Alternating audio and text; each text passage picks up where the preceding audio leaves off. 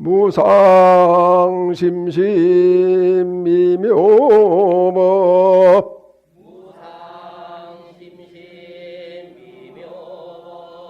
백천만금 난조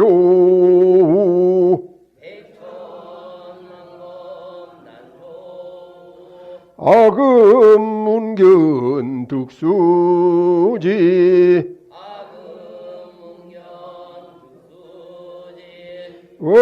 원해열의 진실이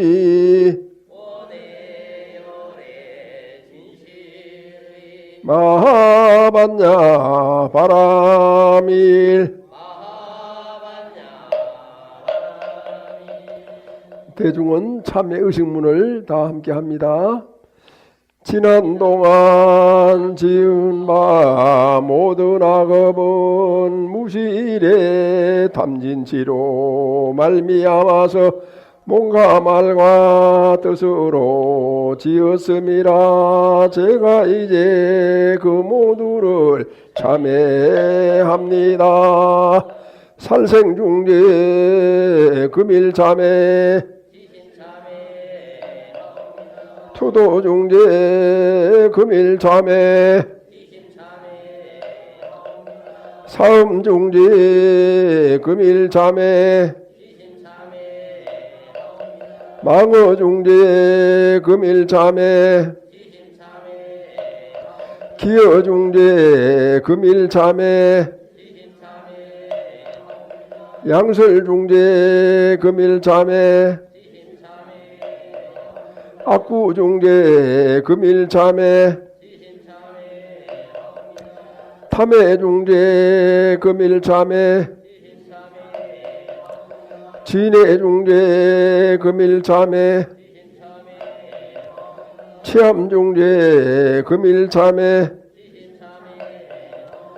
백업 동안 쌓인 죄 한 생각에 다해 없어지니 마른 불을 불태우듯 흔적조차 없어라. 죄 성품 본래 없소 마음 따라 일어나네. 마음 없어지면 죄업 또한 사라지니 죄도 마음도 없어 두 가지 모두 공하면 이것을 이름하여 진참회라 한다네. 참매지는 옴살바 못자 모지사다야 사바 옴살바 못자 사다야 사바 옴살바 못자 모지사다야 사바. 귀한 성취 다 같이 함께합니다. 유관 성취상 유관 청정상 유관 원만상 천안 성취상 천안 청정상 천안 원만상 해안 성취상 해안 청정상 해안 원만상 법안 성취상 법안 청정상 법안 원만상 불안 성취상 불안 청정상 불안 원만상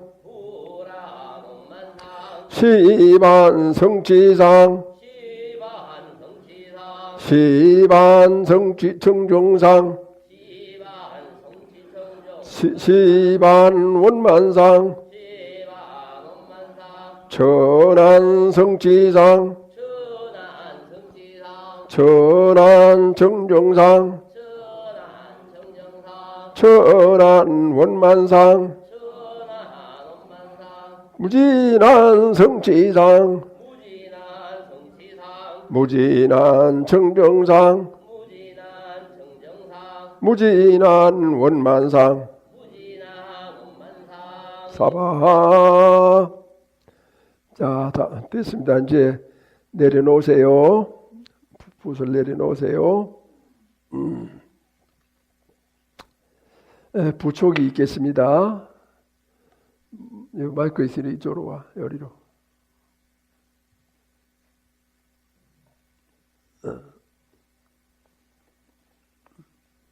여기로.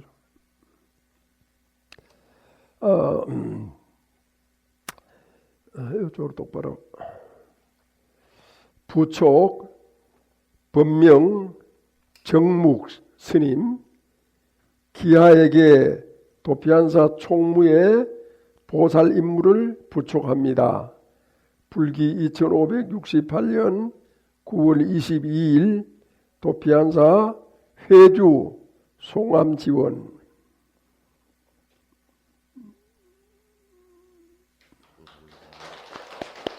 돌아서 인사하고.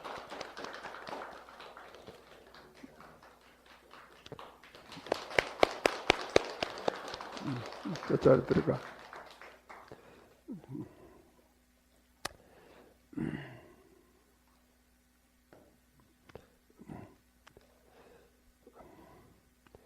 이제 앞에 정묵 스님이 이제 우리 절의 총무예요. 총무 스님. 그러니까 총무 스님하고 무엇이든지 서로 의논하고 같이 신도와 출가한 스님과 다 함께 불사를 받들어 갈 수 있도록 그렇게 마음을 모아주시기 바랍니다. 정묵 스님은 아주 신심이 두텁고 또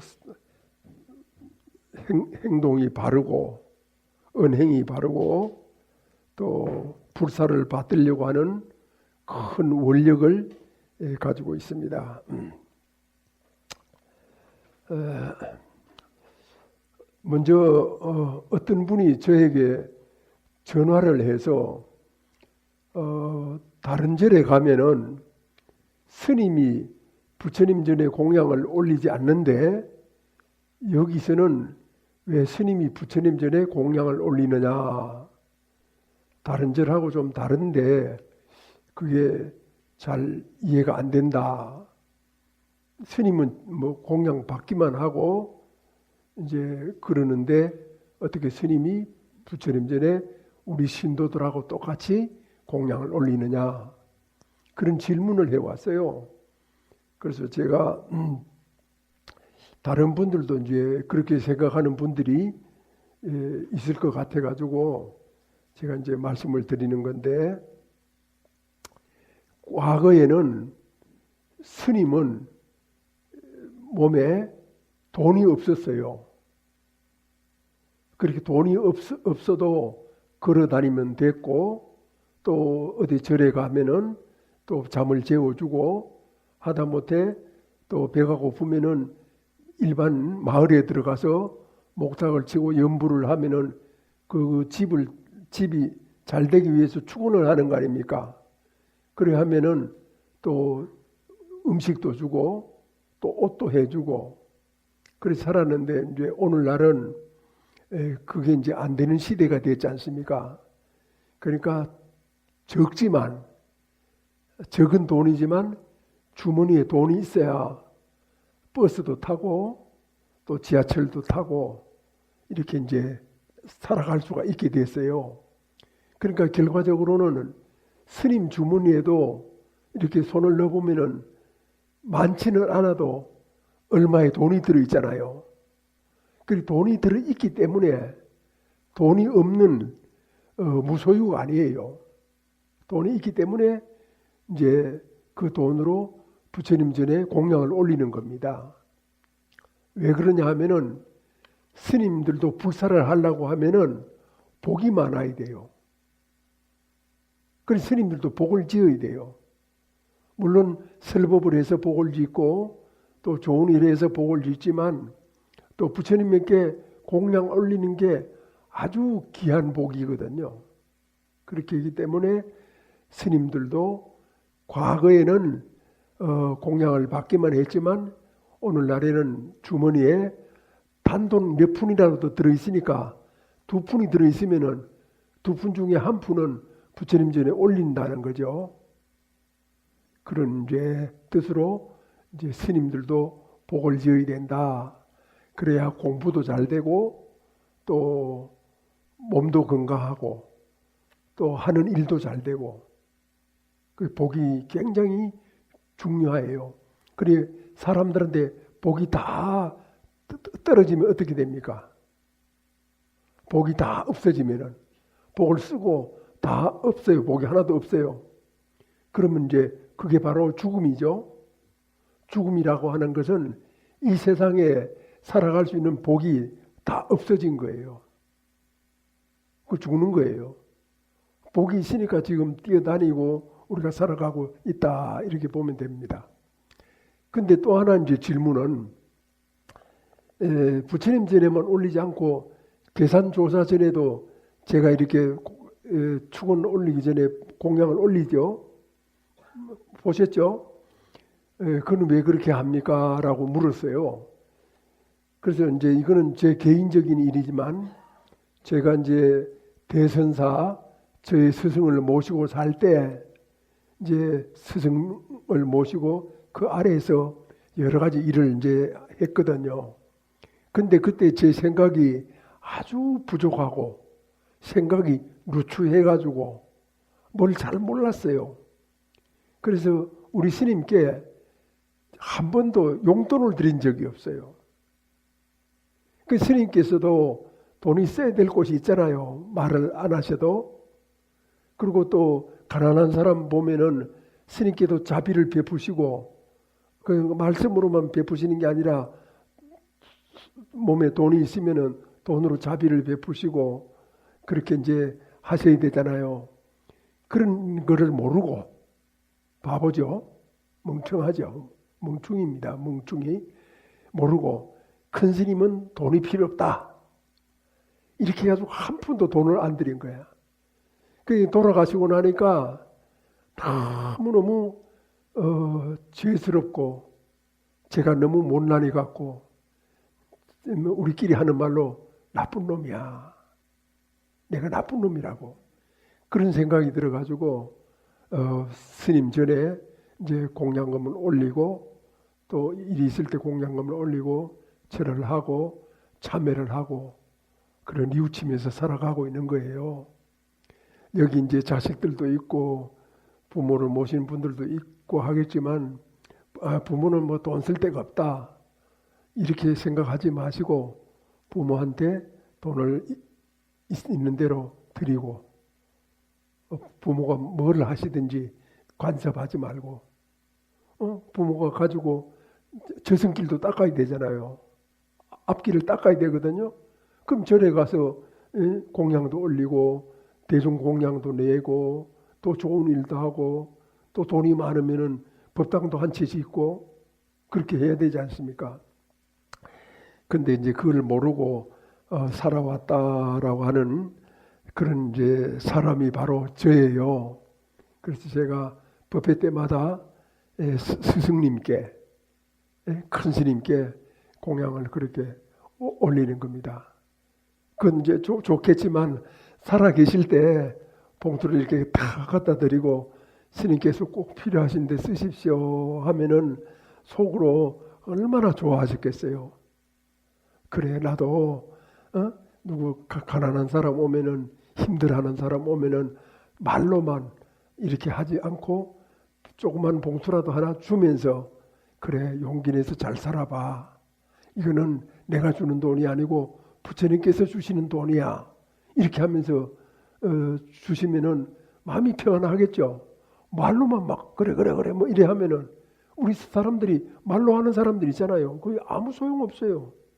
뭐 약간은 소용이 있겠죠. 그러나 실제적으로 그게 힘이 될 수 있는 그런 일을 해야 된다. 이게 이제 제 마음이에요. 그러니까 이제 계산조사 전에 공양을 올리는 거는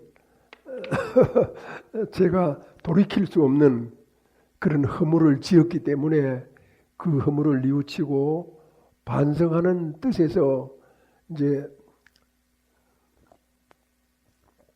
그렇게 이제 올리고 있습니다.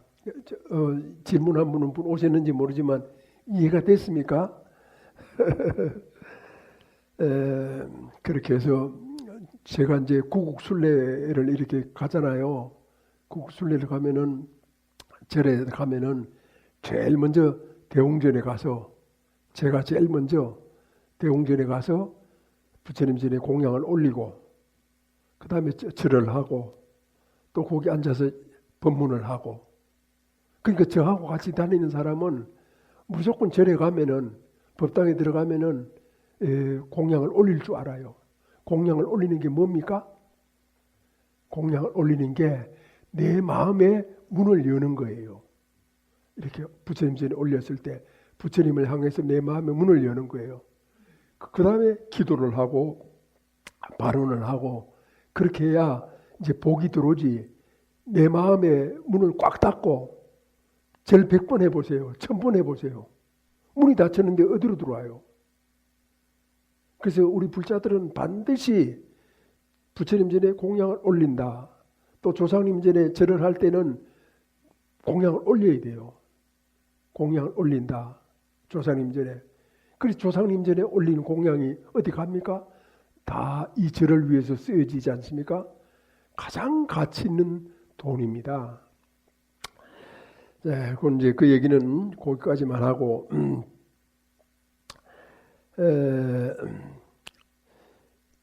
이 세상, 이 지구, 그 다음에 이 우주, 이 전부 다 모든 걸 통틀어서 한마디로 얘기를 하면 뭐라고 할 수 있겠어요? 우주, 지구, 뭐 다 이런 걸 한마디로 딱 얘기했을 때 연기입니다. 연기.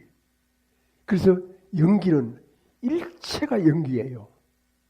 그리고 이 세상의 모든 것이 연기 아님이 없어요. 근데 연기라는 말하고 인연이라는 말하고 똑같은 말인데 인연이라는 말은 세상 사람들이 많이 이제 제멋대로 써가지고 거기에 좀 어감이 여러 가지로 많이 좀 달라졌어요.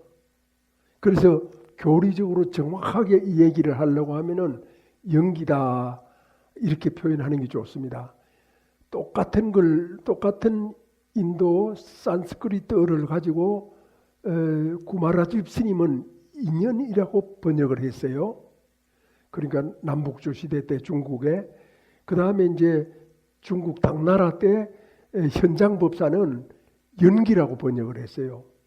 그래서 같은 말인데 한문의 번역상에서 인연과 연기가 약간 차이가 있다 이렇게 이제 보면 됩니다. 자, 이 세상이 연기다. 뭐 지구에 있는 모든 것이 다 연기다. 또 아니면 이 우주에 있는 것이 다 연기다. 연기 아님이 없다. 그러면 연기는 뭡니까? 연기는 법이죠. 법. 어떤 법이냐? 이것이 있으므로 저것이 있다. 이 법이라는 거예요. 남편이 있으므로 아내가 있다. 이게 법이라는 거예요. 부부가 살아가는데 부부 관계가 법이다. 그런 생각을 해봤어요? 그냥 결혼이다. 같이 사는 거다. 애를 낳았으니까 같이 살아야 된다. 고작 그 좋은 생각을 해도 그 정도 선에서 생각을 하고 만 거예요. 바꿔서 얘기하면은 결혼은 연기다. 연기는 법이다. 이렇게 했을 때 결혼은 곧 법이에요. 법. 결혼은 법이다. 결혼뿐만이 아니라 부모 자식의 인연인 그거는 법이다. 또 친구와 친구의 인연도 법이다. 그래서 제가 이런 공개석상에서 이런 말을 해도 될지 모르겠습니다만은 제가 지금까지 이렇게 살아오면서 많은 사람을 알기도 하고 또 새로운 사람을 만나기도 하고 또 여기서는 이 사람을 알고 저기서는 저 사람을 알고 이렇게 알지 않습니까? 그죠? 아는데 제 신조가 제가 먼저 상대방하고 사이에서 등을 돌리지 않는다. 내가 아무개하고 알고 있다 이렇게 했을 때 정묵수자하고 내하고 안다라고 했을 때 내가 먼저 누구에게 등을 돌리지 않는다. 물론 저도 모르게 등을 돌린 적이 있을지는 몰라요. 그러나 의식으로 생각으로는 그런 것이 없이 살아야 되겠다 하는 것이 제 생각이었어요. 인연을 저버리지 않는다. 인연을 소홀히 하지 않는다. 인연을 소중하게 한다. 그랬을 때 이제 이 세상이 똑바르게 세워져요. 똑바르게 세워져, 이 세상이. 우리가 이제 살아가고 있는 중에서 하루 24시간만 놓고만 보더라도 많은 생각을 하죠. 이런 생각도 하고 저런 생각도 하고 좋은 생각도 하고 나쁜 생각도 하고 쓸데없는 생각도 하고 쓸데있는 생각도 하고 그런 많은 생각을 하지 않습니까?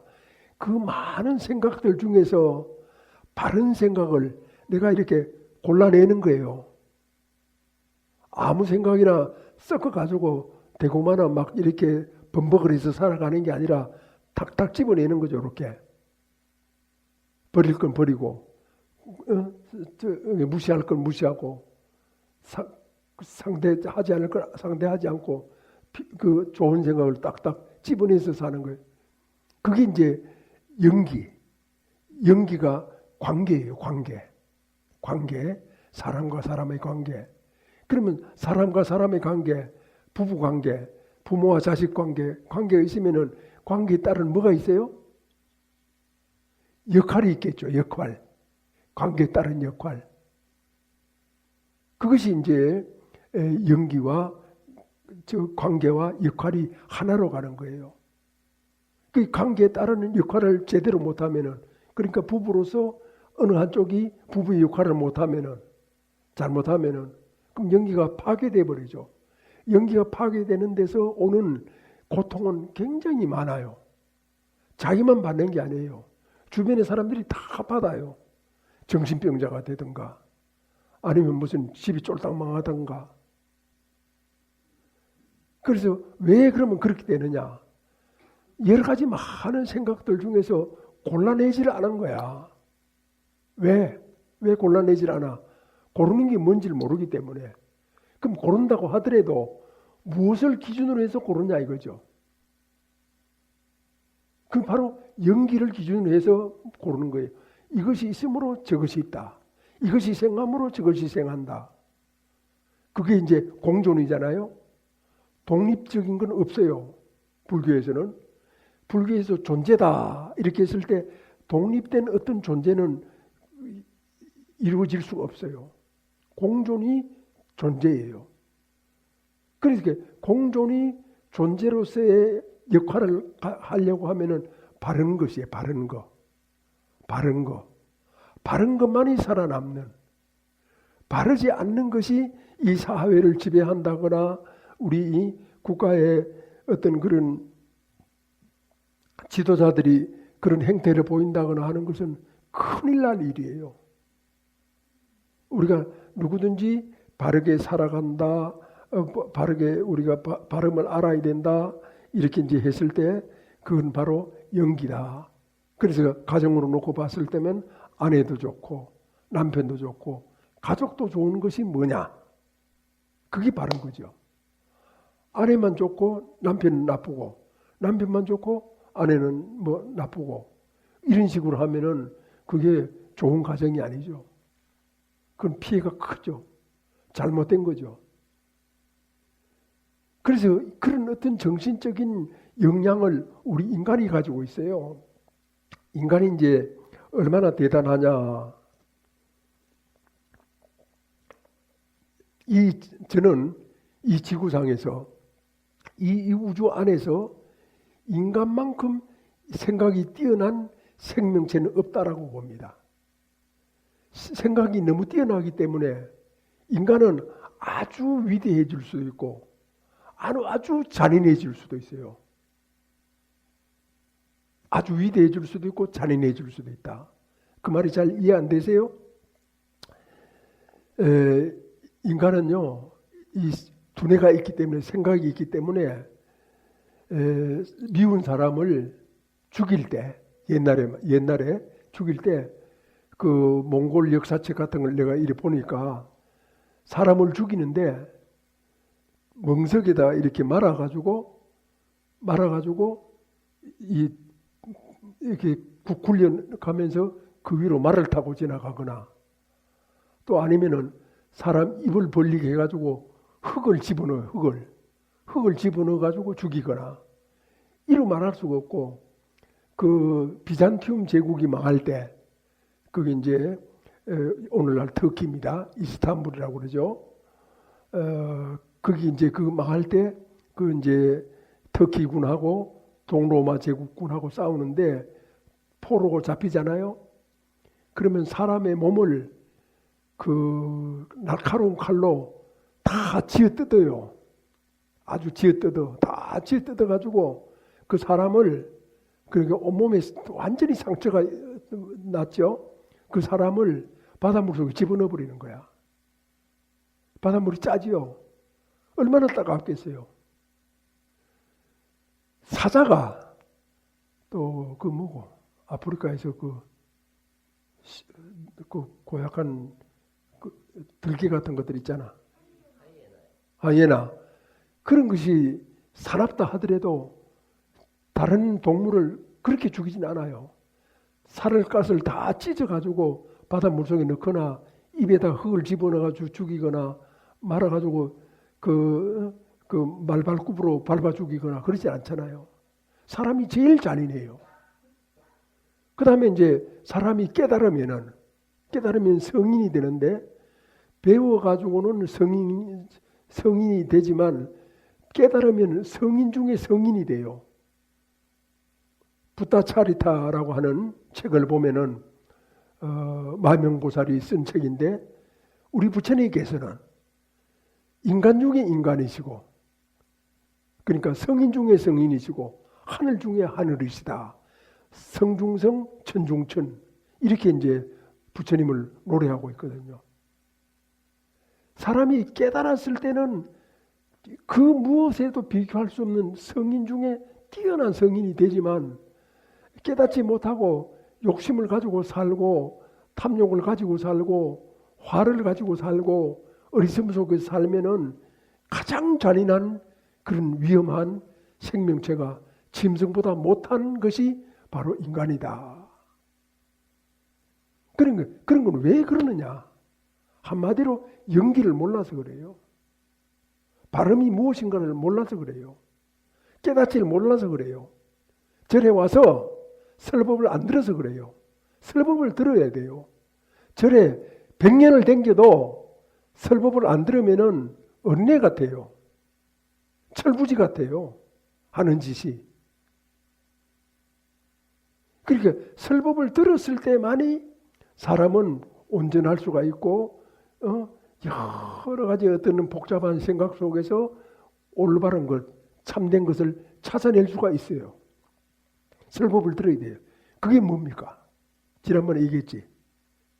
그게 지혜잖아요. 지혜. 부부의 지혜는 뭡니까? 내가 뭐라고 그랬어? 한편이 되지. 한편이 돼야지. 옳고 그러면 그 다음 문제지. 좋고 싫으면 그 다음 문제지. 한편이 돼야지. 부부라고 했을 때는 상대방이 나에게 잘못해준다, 생각이 안 맞다, 이래가지고 그 부부로서의 역할을 잘못하면은 그는 큰 죄를 짓는 거죠. 기본적으로. 자, 우리가 여기서 일체는 연기다. 연기는 법이다. 법. 부부 같이 사는 게 연기다 말이죠. 부부는 법이에요, 법 속에서 사는 거야. 그래가지고 이제 이런 것을 조금이라도 잘 아는 분들이 우리나라에서 법학자들, 법률가들, 그런 사람들이 예전에는 불교 신도가 많았어요. 지금 그 대법원장 하는 사람 이름이 조희대라고 하는 분이죠. 조희대 대법원장. 그분이 아주 불자 아닙니까? 금강경을 그렇게 좋아하는 거야. 금강경이 지혜 창고거든. 지혜 창고. 그러니까 남편이 아내한테 잘하는 거야. 잘해놓고 배를 뚝 내밀고 나한테 잘해주지. 야, 돈 있어. 돈 가지고 마음껏 쓰고 살아.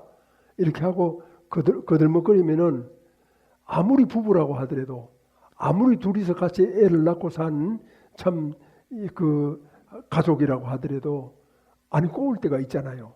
싫을 때도 있고. 저 인간은 바보 같은 인간이, 무식한 인간이 돈밖에 몰라. 나를 돈으로 아는 거야 뭐야?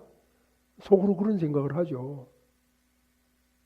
돈을 주더라도 소중하게 주는 거죠. 진실하게 주는 거죠. 바르게 주는 거죠. 윗사람이 아랫사람한테 던듯이 두는 게 아니라 아랫사람이 윗사람한테 올리듯이 이렇게 돈을 주는 거죠. 돈을 주면서 굽신거리는 사람 봤어요? 그게 진짜예요. 그게 바른 것이에요. 돈 몇 푼 주면서 거들먹거리면은 나 같으면 안 받고 말지. 며칠 전에 저기 예전에 제가 불광사라고 하는 절에 있었어요. 이제 있었는데 어떤 할매가 제 생각이 났답니다. 누구한테 들으니까 안성에 살고 있는데 몸이 아파가지고 치료 중이다 이런 얘기를 이제 들었대요. 그래 어쩌 해가지고 저한테 전화를 한 거야. 그래서 저보고 아무개 스님입니까 이러는 거야. 그래서 저는 누구세요 이랬더니만 남양주에 사는 아무개입니다. 그래. 그 전혀 모르는 사람이야. 그래 쭉 가니 이제 얘기를 들어보니까 과거에 알던 이제 보살님인데 이제 남양주에서 연립주택에 살고 있대. 그래서 스님이 아프다는 소리를 듣고 도저히 가만히 있을 수가 없어가지고 또 돈을 좀 보내려고 한다. 그 좀 계좌번호를 알려달라 그런 거예요. 그래가지고 내가 우리 절의 계좌번호를 알려줬더니만 아니 스님 계좌번호를 알려달라니까 이러는 거예요. 나 계좌번호가 없어요. 절로 오면은 약값은 다 나한테 줍니다. 그랬더니만 그래 절로 보내서 그래 돈이 10만 원은 보낼 건데 적지만 약값에 보태세요 이러는 거야. 그래 제가 그 얘기를 듣고 참 세상에 이렇게 고마운 분도 다 있구나. 그래가지고 내가 그 돈을 받고 2번, 3번 보살님한테 전화를 해서 고맙습니다. 보살님 돈 10만 원 보내주셔가지고 제가 병이 나을 것 같습니다. 또 차비도 하고 맛있는 것도 사 먹고 그렇게 건강하겠습니다. 그러면 그렇게 해야죠. 우리가 예전에 불광사에 살 때 얼마나 신명나게 큰 스님 모시고 참 잘 살았습니까? 그렇게 이제 얘기를 하는 겁니다. 그래서 이제 돈을 주고 받는 데 있어서도 돈의 크고 작고는 나중 일이에요. 사람이 주고 받는 데에 따라서 예의가 있어야 돼요. 왜 예의가 있어야 되느냐? 연기이기 때문에, 인간관계이기 때문에, 인간의 역할이기 때문에, 서로 살아가는 사람의 도리이기 때문에. 그래서 관계와 역할이 결과적으로는 사람의 도리예요. 사람의 도리가 뭡니까? 바르게 사는 거예요. 착하게 사는 게 아니에요. 부자로 사는 것도 아니고 또 그 다음에 무슨 참 그 고관대작으로 사는 것도 아니고 바르게 사는 거. 바르게 살면서 부자도 되고 바르게 살면서 고관대작도 돼야 이 세상이 좋아지지. 바르게 살지 않고 어떻게 용케 해가지고 그렇게 떵떵거리고 살면은 이 세상은 자칫하면 망해요.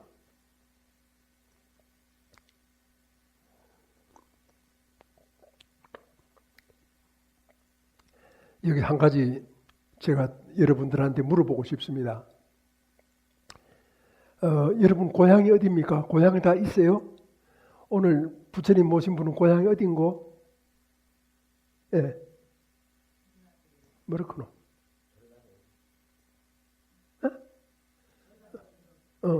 고향이. 전라남도 곡성이랍니다. 아유, 그 좋은 데지. 그 큰 스님이 계셨어요. 청화 큰 스님. 태안 곡성 그쪽에. 그 아주 좋은 데 태어나셨네. 그래서 사람들이 다 고향이 있잖아요. 그죠? 고향이 있어요. 그런데 이건 여러분들이 저한테 오늘 처음 듣는지 몰라. 돈도 고향이 있어요. 돈의 고향이 어딜까? 보살님이 한번 말해봐. 오늘 부처님 모셨잖아. 돈의 고향이 어디야? 몰라? 아이고, 돈의 고향도 모르고 돈 쓰고 살았구나. 어? 마음? 돈의 고향은 모든 사람이야. 모든 사람이야. 그래서 그 돈은 늘 고향으로 돌아가고 싶어 해. 어떤 부자 집에 돈이 가득 쌓였잖아. 가득 쌓인 그 돈도 늘 자기 고향으로 돌아가고 싶어 해. 근데 부자가 딱 가둬놓고 안 보내주는 거야. 그래도 그것도 한계가 있어. 언젠가 나가게 될 때는 나간다 소리도 안 하고 나가버려. 고향으로 가버려.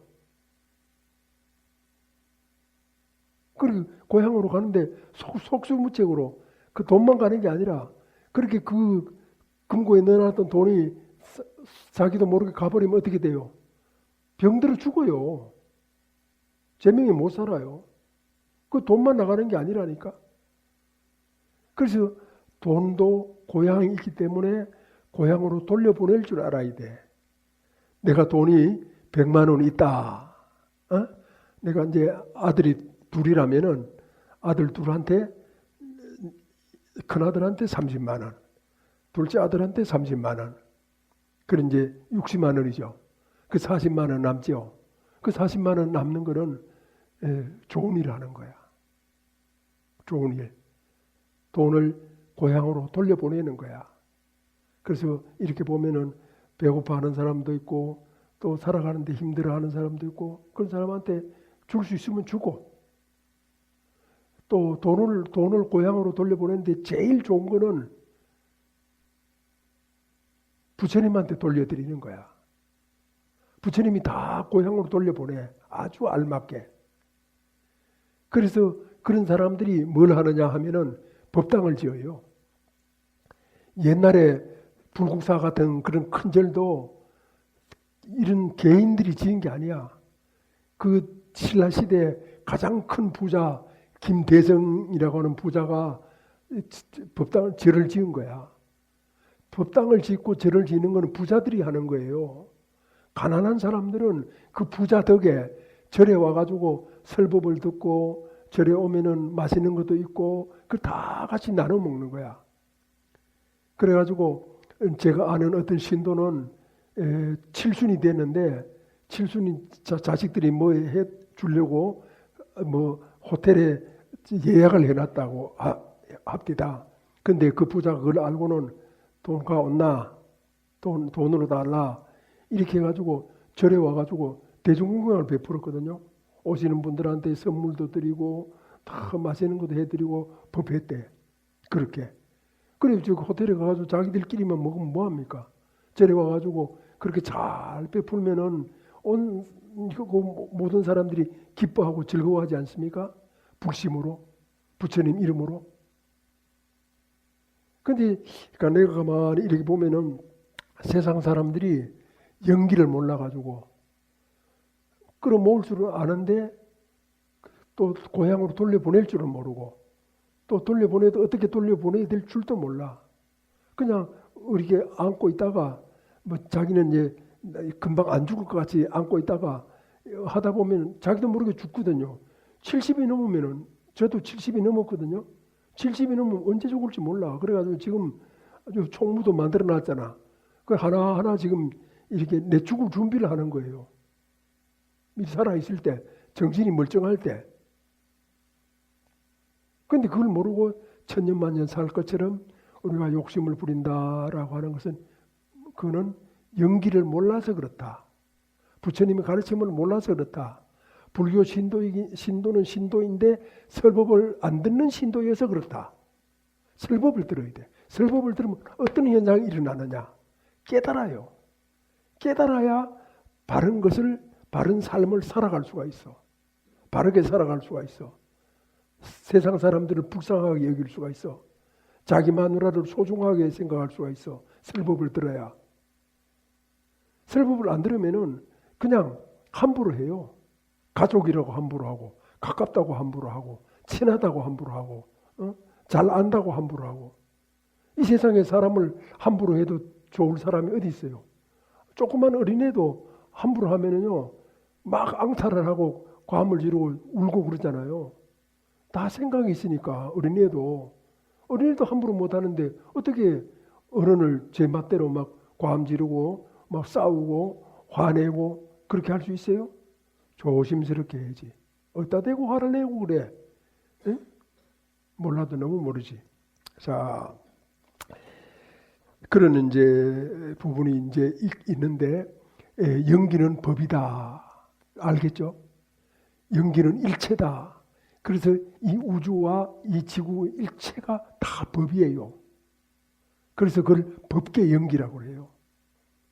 불교는 뭐 공부만 조금만 하면은 설명 안 되는 게 없어요. 말로 안 되는 게 없어. 이치로 환해요. 전부 다 도사가 될 수가 있어. 법계 연기다. 이렇게 이제 간단하게 한마디만 더 하고 끝을 내겠습니다. 서양에서 생각하는 좋은 사람은 뭐예요? 법을 잘 지키는 사람이에요. 동양에서 생각해서 좋은 사람은 뭐야? 법이 없어도 사는 사람이야. 아이고 저 사람은 법 없이도 사는 사람이야. 그러죠? 그러니까 이제 법을 지키는 게 연기거든요. 법을 잘 지켜야 돼요. 나는 대한민국이 법치국가다라고 하는 데서 굉장히 만족하고 대한민국에 충성을 다하고 싶어요. 나는 뭐 좌파나 저기 공산주의나 이런 거 아주 싫어해요. 불교 교리에 맞질 않아요. 그래서 싫어하는 거예요.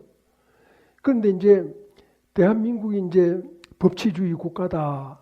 그거는 이제 서양에서 온 어떤 그런 정신적인 부분이 이제 많이 있거든요.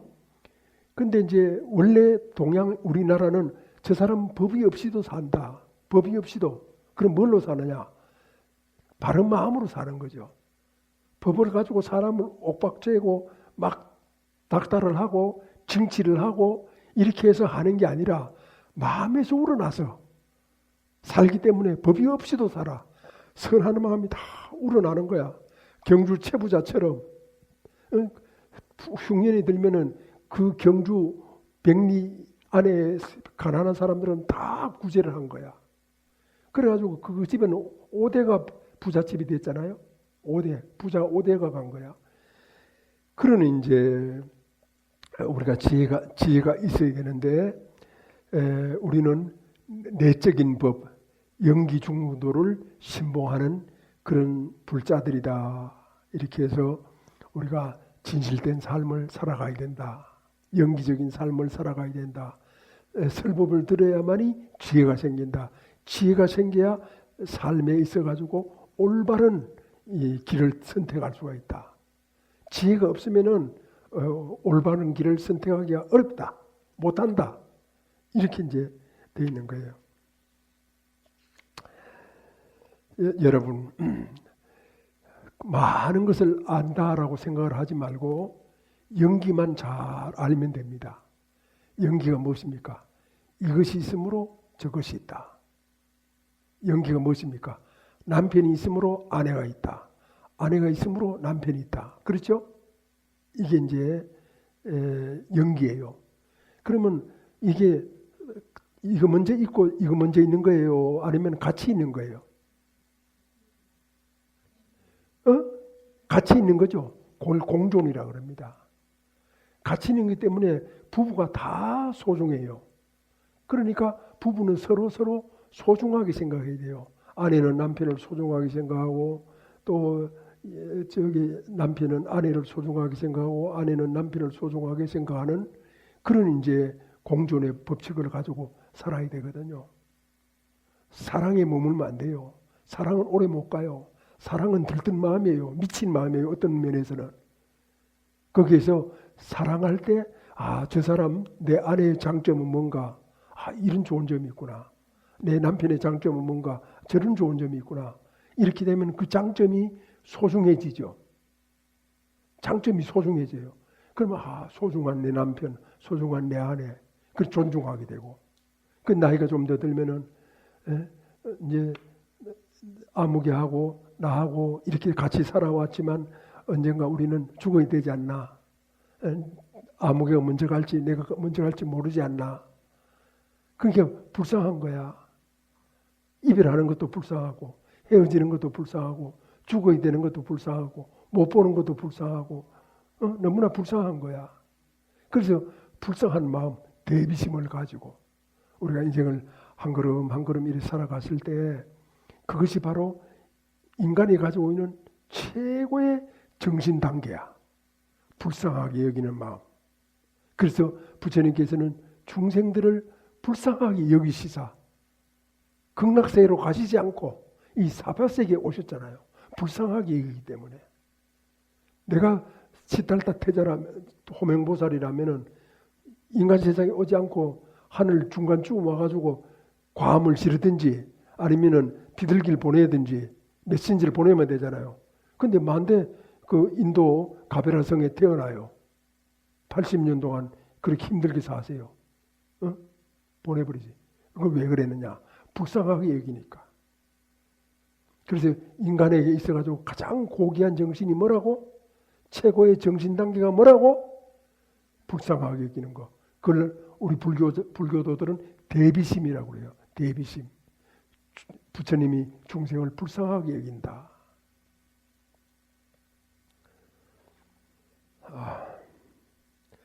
울려서 법계를 진동하여 천리산이 밝아지고 잠잠해서 급전 봄 소식이 급후에 찬란해라. 일찍이 형상으로 모령상을 떨쳤으니 도설산이 당당하여 그의 소리 영원하리. 내 생명 부처님 무량 공덕 생명 용맹 정진하여 바람일다 국토 성취한다.